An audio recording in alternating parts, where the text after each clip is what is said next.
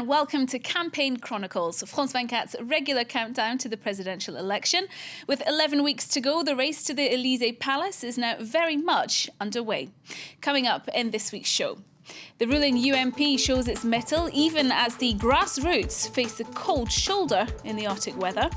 The far-right candidate pleads to be treated like any other party, as well as wanting special treatment. And in Faces and Places, we'll be meeting a scientist who fears funding changes risk causing a brain drain. First, though, a look at a wrap of the week's news with surprises galore as one candidate feels the heat, another the wrath of a voter, while some are just looking for attention of any kind.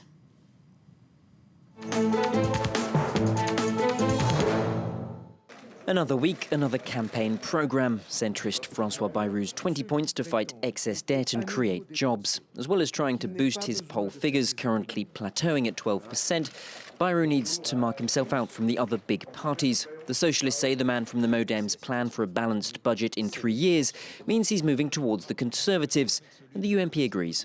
Il y a beaucoup de points communs avec notre famille politique. A novel way to remedy poll figures in the doldrums. The environmentalist's candidate Eva Joly released her autobiography this week, titled Without Cheating. Accused of being not well known enough for the campaign, her goal is to outline how she's risen from being a Norwegian au pair in Paris in her youth to a presidential candidate. His campaign's struggling to take off, and he blames a media blackout. Eurosceptic Nicolas Dupont-Aignan has taken matters into his own hands, leading this protest against rising motorway tolls after a 2% price hike. His protectionist platform, though, needs a breakthrough. He's still stuck at under 1% in the polls. Another one bites the dust. Jean-Pierre Chevènement is the first presidential wannabe to throw in the towel. The left-wing Eurosceptic says he won't go any further in this, his third campaign. The Socialists say that's a wise choice, while the left front's Jean-Luc Mélenchon say he wants to know who the 72-year-old will be backing. And flower power not to everyone's taste. François Hollande targeted at Wednesday's housing summit, the lone protester overshadowing his pledge to build more homes. The incident comes just a day before his police protection team was strengthened to 14 officers. And he's not very well known, but he's got something many other candidates would give their right arm for. Jacques Cheminade says he's got the promise of 500 signatures from local dignitaries. That qualifies him for the first round of the presidential vote. Cheminade last ran in 1995 and came last, getting just 0.28% of the vote. So what's his secret this time? The others haven't been on the ground. They didn't put the effort in. They didn't do the work they had to.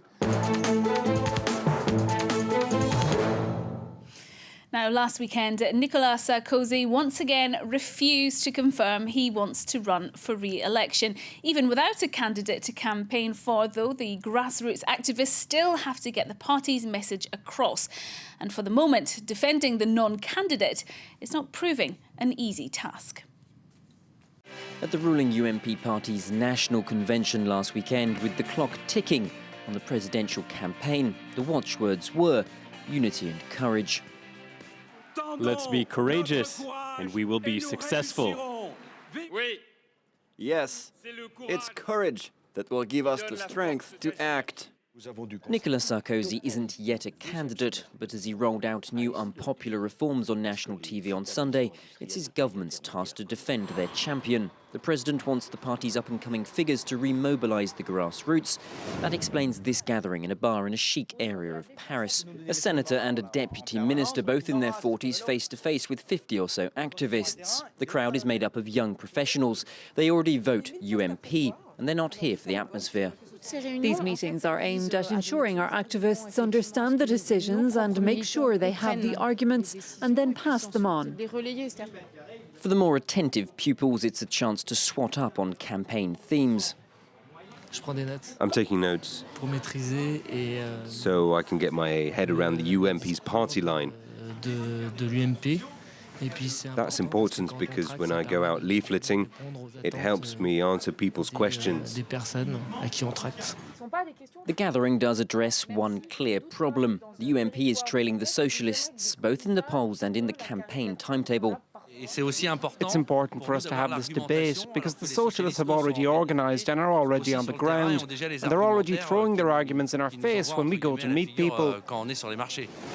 After work the next day, despite the bitter cold, the keenest activists put that cramming into practice. But it doesn't necessarily win round the voters, even the UMP faithful.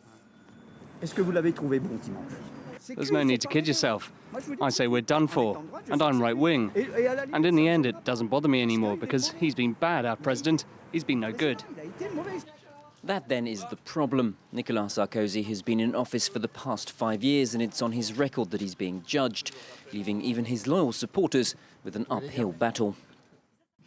Well, I'm joined now in the studio by the show's reporter, Luke Brown. And Luke, you've got a tweet of the week for us that demonstrates just how Sarkozy's trying to get his message across. Yes, we saw how the president basically summoned all the ruling party's MPs earlier this week. For the first time, tweeting was allowed inside the meeting. Pretty much got a blow-by-blow account of what was going on indoors. Chantal Joanneau, who we saw in that report, she's only been on Twitter for 3 weeks. She's very keen, though, 175 tweets so far, including 27 alone during that meeting. Also from that was basically a motivational therapy session. Sébastien Huyghe there, who's quoting Sarkozy as being, despite the depression that he's supposed to be suffering, he must be the cheeriest suicide risk in France. All right, OK, let's leave the UMP for the moment and talk about the far right, because they're determined to be taken seriously. Yes, there's this new book that came out this week. Basically, this is Marine Le Pen's world view. As you can see from the front cover there, she is smiling on the beach barefoot. She wants to come across as perhaps a friendly, nice person. This is all about dispelling many of the negative myths that surround the party. That's also why she's quoting from a number of diverse sources that are basically her ideological adversaries. Karl Marx, George Orwell or Charles de Gaulle. This, she says, is her compass for these stormy times.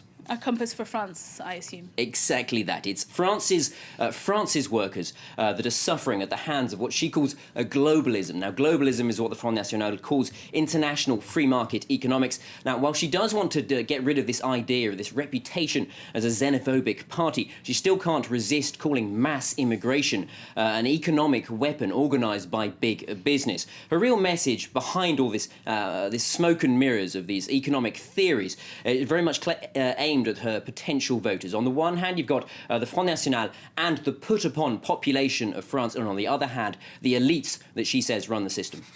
So this book is all about coming across as a serious political party in this presidential race. Is there a Front National like any other party? Well, she wants to be treated normally, but she keeps on going on about it's us against them. That's the theme that she keeps returning to.